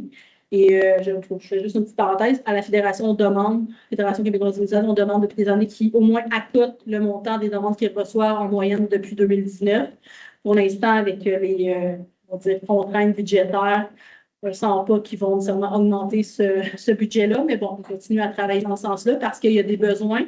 Et il faut dire que c'est le gouvernement lui-même qui nous avait incité à faire des plans d'intervention pour, après avoir des subventions et faire la réflexion de ces projets-là. Nous, je pense que le Conseil, on va devoir se positionner à savoir c'est quoi notre stratégie pour la suite, mais au moins, on a quand même eu l'annonce que 2 de ces projets-là allaient être subventionnés.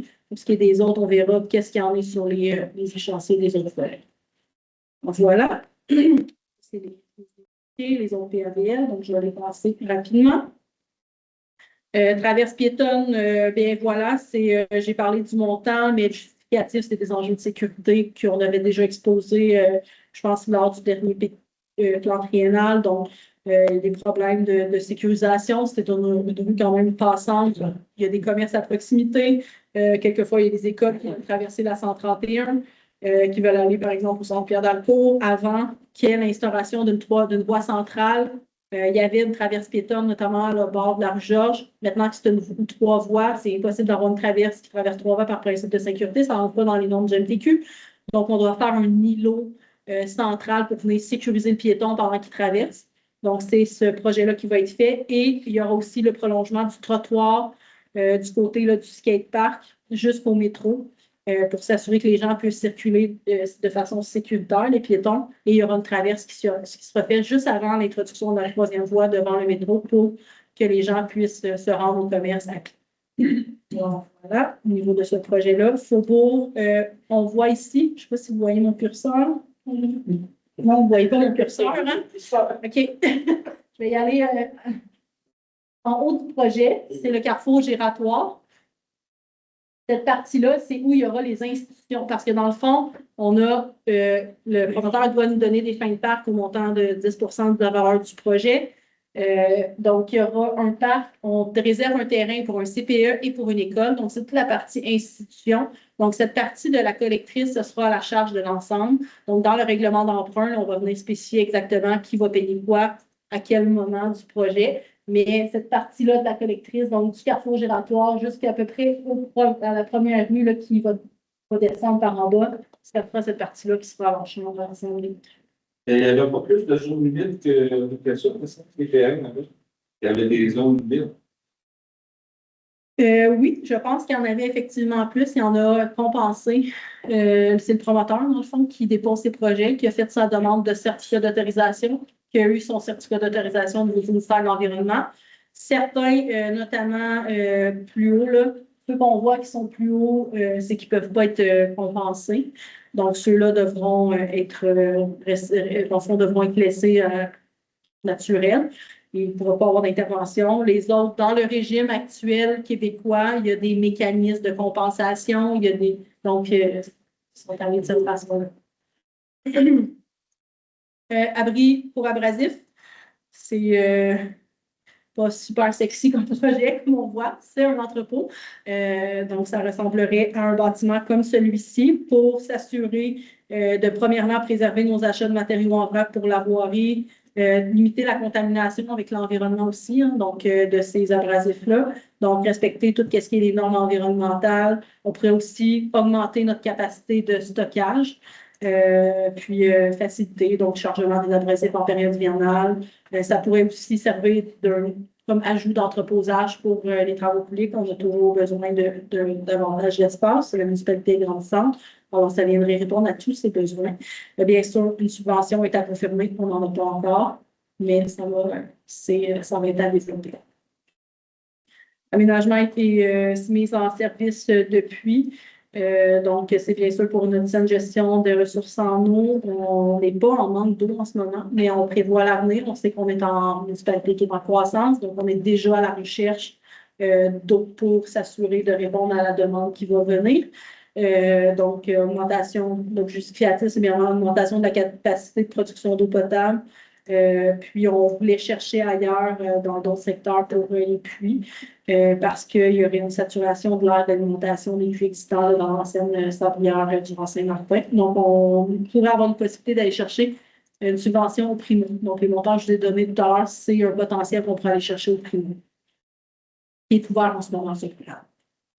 Au niveau du bouclage de la conduite de station Saint-Martin, donc c'est vraiment, comme je vous disais tout à l'heure, on a eu une recommandation de faire ce bouclage-là suite au balancement hydraulique réalisé en 2023 par la firme GBI.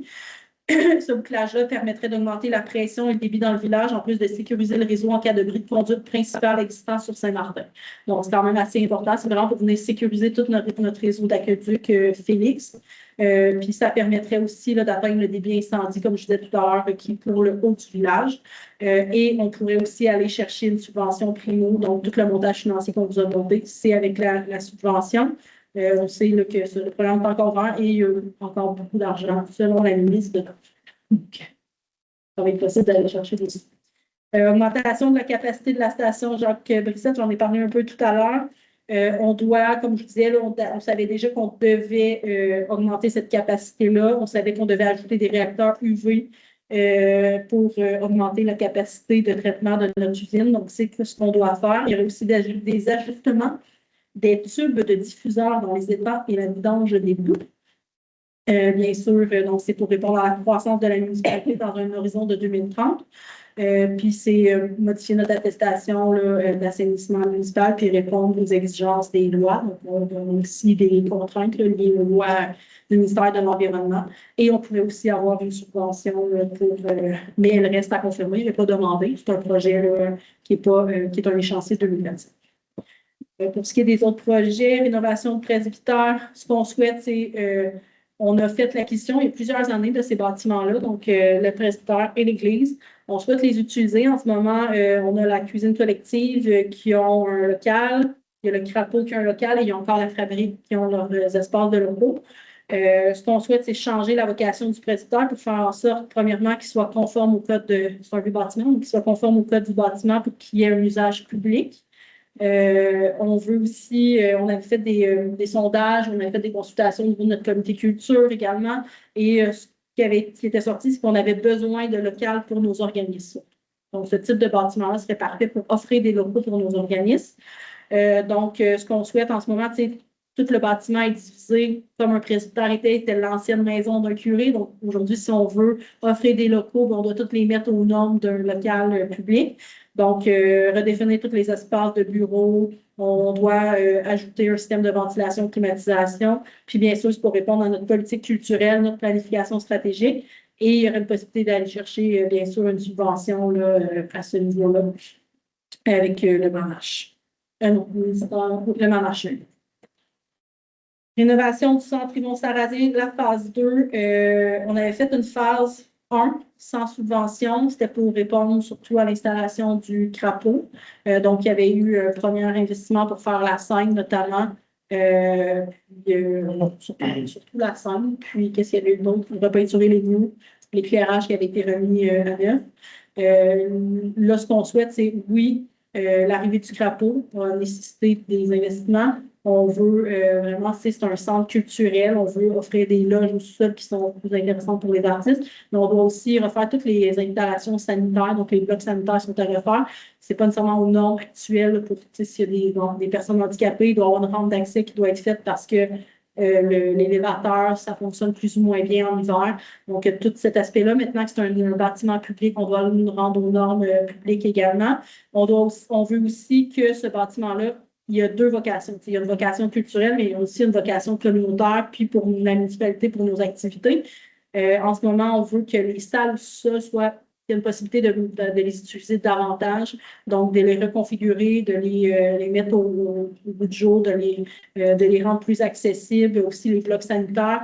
Ce bâtiment-là est aussi notre lieu de mesure d'urgence si on doit accueillir des gens. Donc, on veut s'assurer que les blocs sanitaires répondent à ce besoin-là aussi. Même chose au niveau d'une génératrice. Donc, il y a tout cet aspect-là aussi de mesure de sécurité. C'est le lieu. Donc, c'est vraiment un bâtiment qui répond à plusieurs usages. Comme je disais, culturel, communautaire, sécurité, puis activité de loisirs et autres. Donc, c'est pour ça qu'on voulait déposer pour remettre à jour le bâtiment. Celui-là, on en a déjà parlé beaucoup. On a terrain de tennis, décaqué. On a déjà la subvention, déplacer les terrains de basketball dans le niveau de la patinoire. On va aussi faire le lignage. Donc, il y a deux subventions. En fond, il y a le PAF ERSPA et le PAF filaire qui est obtenu. Ça va nous permettre aussi de faire le lignage de terrain de pickleball dans la patinoire. Donc, il y aura pickleball et basket dans la patinoire. On va faire la réfection des terrains de tennis qui sont désuets. Il y a des grosses crevasses. La surface doit être refaite. Et le skatepark, l'ancien skatepark, ce qu'on veut faire, c'est des surfaces de décaqué parce qu'on avait des demandes à ce niveau-là. Donc, la subvention est déjà obtenue. Les travaux vont se faire cet été. Remplacement des freins, je suis allée vite tout à l'heure. On a des problématiques partout au Québec avec les freins. Ils sont envahis par la grille du frein et on a plusieurs arbres. On en a dénoté quand on a fait notre inventaire de nos arbres. Au niveau de la municipalité, il y a une trentaine d'arbres qui ont été inventoriés avec la maladie de la grille du frein.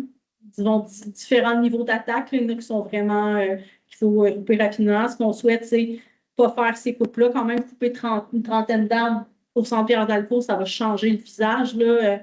du parc. Donc, on veut tant répondre à l'aspect sécurité. On ne veut pas que ça ne devienne pas sécuritaire, mais on veut faire ça de façon progressive sur 3 ans. Puis planter des arbres. Dès qu'on en coupe un, on va en planter un. On veut planter des arbres d'un calibre intéressant. Donc, il y aurait différents types d'arbres qui vont être plantés. On sait que maintenant, on ne peut plus aller justement avec des monocultures. Donc, ce qui a été fait avant, c'était juste justement planter des frênes. Ça fait en sorte que justement, quand il y a une invasion, bien, on doit couper une trentaine d'arbres. Ça change l'esthétique, disons, du parc, tout le long, les zones d'ombre qu'on n'aura plus. Donc, on veut mettre différents types d'arbres, des zones, des chênes, des érables. Donc, il y aura plusieurs variétés qui seront plantées avec un bon calibre, puis ça va se faire sur 3 ans. Rénovation de l'église, on est un budget, c'est surtout pour la réflexion, comme je vous disais, de qu'est-ce qu'on veut faire au niveau de la vocation. Ça sera au courant 2025 qu'on aura cette réflexion-là. Et c'est surtout pour entamer la réflexion puis faire les plans sur les professionnels si on doit aller de l'avant avec un projet. Patinoire couverte, je l'ai expliqué pas mal tantôt, donc je pense que j'ai fait le tour à ce niveau-là. Alors, avant de passer à la période de questions, on doit adopter le plan triennal d'immobilisation. On prendra un compte. Je vais proposer. Proposé par Daniel Ricard, secondé par Ingrid Agman. Secondé par Ingrid Agman. Alors, merci de votre écoute, M. Rainville, notre seul citoyen présent dans la salle. Je ne sais pas s'il y a des citoyens qui sont présents aussi à distance. Donc, on peut aller à la période de questions. Bon, ma question, c'est au niveau des intérêts. Oui. Puis on dit on fait les deux en même temps. Remboursement capital puis remboursement de la dette.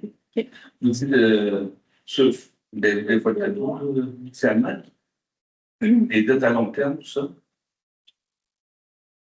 Les intérêts de la dette. Oui. C'est que là, vous montrez tantôt qu'au niveau de la dette, on est passé de 32 millions à 33 millions. Si je prends juste 2 petits projets, Henri Chevrette, ça devrait être une dette de 2 millions à peu près. Puis si on prend Patinoire, c'est 6 millions. Ça fait 8 millions. Est-ce qu'on a remboursé durant l'année 2024 8 millions de dettes antérieures à court terme? Je ne penserais pas. Je ne suis pas sûre de saisir la question. C'est que. Je ne comprends pas votre question. Bien, vous avez montré. Ça, c'est une photo. La photo, c'est celle-là que vous avez 32, 33. C'est une image en 2023. En bas, on était à 32 millions, effectivement. Bon, cette année, on devait être rendu à 40. Non, pas nécessairement.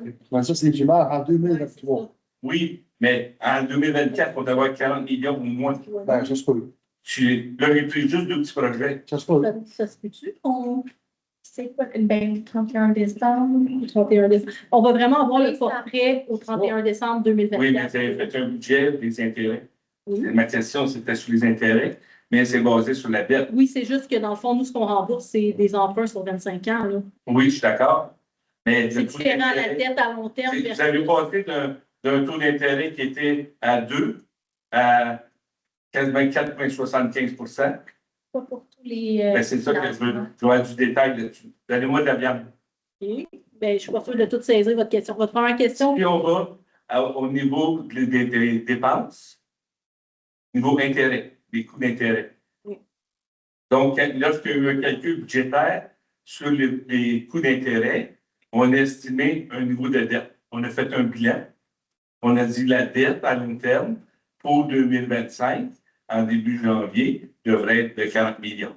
La réalité est un peu différente. Là. Elle peut être 37 millions. Mais on va avoir la photo au 31 décembre 2023. Là, comme je dis, 2024, exactement. Là, par contre, au budget, c'est dans le fond, ce qu'on met au budget, ce n'est pas l'ensemble. La dette à long terme, c'est l'ensemble, le portrait de la dette à long terme. L'autre, c'est au budget. Dans le fond, c'est ce qu'on fait en remboursement de capital. À l'écran de dépenses, s'il vous plaît. Ça, c'est 2 choses différentes. Il y en a un, c'est remboursement de capital et intérêts. Oui. Vous avez une hypothèque sur votre maison, vous payez des intérêts. Oui. On paye des intérêts à l'année, puis on paye une partie en capital. Oui. Fait que là, vous avez la ligne intérêt là, qui est, je ne vois pas clair, là, à la montée de 200 000. Exactement, parce qu'on a fait des nouveaux financements. Bon. Mais il y a eu, sur le 200 000, il y a une portion qui est due au refinancement de la dette. vous, votre question, ce que vous voulez savoir, c'est combien on prévoit avoir de dette au total? Non. La relation, parce qu'il y a une relation dette et intérêt. Je le cherche encore. Vous ne comprenez pas ma Mais question? je ne comprends pas votre question. Quand vous avez fait vos hypothèses de travail pour votre budget, vous avez prévu un endettement X. On est d'accord avec ça? Mettons 40 millions. Mettons 40 millions. Ça peut être 42, et ainsi de suite. Bon. Là, vous allez calculer le coût selon le nouveau financement, qui est à Exactement. 4,15, mettons. Ça dépend de chaque financement. Ils ne sont pas tous refinancés en même temps. Donc, il y en a à 5 il y en a à 2 D'accord. Bon. Donc, vous avez eu une hypothèse du nouveau endettement qu'on était pour avoir en 2025. Oui, mais ce n'est Bon, pas présenté au budget. Parce que nous, ce qu'on présente, c'est une photo au 31 décembre. Oui, d'accord. Ça, D'accord. c'est les Mais le chiffre qui est là, 662 000, je pense, là. 143 000. Là, provient de nos cédules de dette en fonction de tous nos financements que nous avons avec chaque institution financière. D'accord là-dessus? C'est sur une hypothèse de travail que vous avez fait. Pas des hypothèses, c'est basé sur le réel de nos financements. Oui, mais en 2025, il est d'accord qu'il y a aussi du financement qui va être fait. Les financements sont en lien avec nos soldes de dette de début, ainsi que les nouveaux financements. Ça dépend toujours du moment qu'on part en financement. Il n'y a pas de problème avec ça. OK. Bon. Donc, dans le 662 000, il y a le financement de la dette qu'on avait en 2024. Exactement. Oui, et toutes les autres. OK. À l'intérieur de ces chiffres-là, on est d'accord tantôt au niveau de la dette. Il y avait de la dette qui était du contribuable et puis la dette gouvernementale. Il y avait une partie à la dette gouvernementale, une partie contribuable. Donc, on est d'accord sur la patinoire. Les gouvernements vont nous donner à chaque année un certain montant. Pour la patinoire, ils vont nous rembourser d'un coup. Ça dépend, c'est parce que chaque subvention est différente. Chaque palier de gouvernement est différent. C'est pas toujours pareil. Ah. Il y en a qui vont rembourser. Ça change dans mes calculs. Il y en a qui vont rembourser d'un coup, il y en a qui vont rembourser sur la durée de l'emprunt. Ça va être pas sur la durée nécessairement de notre emprunt, ça va être sur 20 ans, par exemple. Donc, ça varie vraiment d'un programme à l'autre. C'est jamais la patinoire, on a emprunté 6 millions. Autour de l'emprunt de Non, c'est celui-là, devant toi. On va vous dire exactement. Juste pour savoir. On l'a laissé chercher. C'est 26 500. On n'a pas eu encore la subvention, mais elle va être donnée d'un coup. OK. Mais dans le chiffre de 662, oui, on paye pour un financement de 6 millions. Parce qu'on a un remboursement comptant de la subvention. Donc, on est à peu près autour de 3 millions pour le film. Donc, dans le calcul de l'intérêt, qui est dans le 643 000, on a juste considéré 3 millions. Parce que c'est le financement. Bon, c'est bon. Parfait. Ça dépend de mes questions. Puis, l'autre question, j'ai vu dans les projets immobiliers, vous avez Faubourg Saint-Félix qui est là. Oui. Mais vous n'avez pas le Vallon. Le Vallon, ils n'ont pas de projet? En ce moment, dans le fond, il reste, on a parlé au promoteur pas plus tard qu'il y a quelques semaines. Lui, ce qu'il souhaite, c'est terminer ses phases en ce moment. Il reste une quinzaine de terrains. Puis, on va être en planification pour la prochaine phase. En 2025. Mais ça se peut que ce soit lui, ça se peut qu'il décide de vendre son projet. Ce n'était pas encore déterminé. Je ne veux pas parler pour lui. C'est ce qui nous a fait part, mais il y a comme la fenêtre est ouverte. Puis, en ce moment, 2025, ça va être la planète. Le projet du Grand Frédéric. Je vais avoir des dépenses c'est M. Miron, là. Le chemin de Frédéric, c'est ça? Oui, oui, ouais. Le projet Prestige. Oui, mais la municipalité va sûrement faire des dépenses. Non, c'est tout le secteur. Dans le fond, tous les projets promoteurs, c'est secteur. Donc, c'est les gens qui payent. Ça n'apparaît pas dans le plan immobilier.